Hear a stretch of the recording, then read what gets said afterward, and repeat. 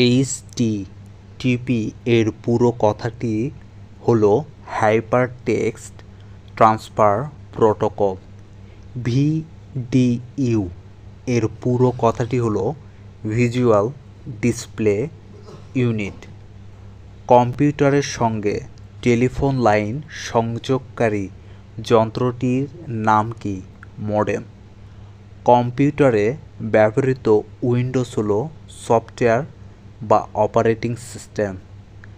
Virus এক ধরনের software যা মূলত নষ্ট করে তথ্য। কম্পিউটারের জনক হলেন চার্লস ব্যাবেজ।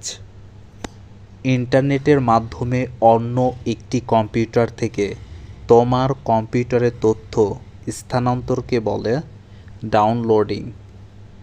আইপ্যাড কোন কোম্পানি তৈরি? অ্যাপল। এমএস ওয়ার্ড একটি অ্যাপ্লিকেশন সফটওয়্যার।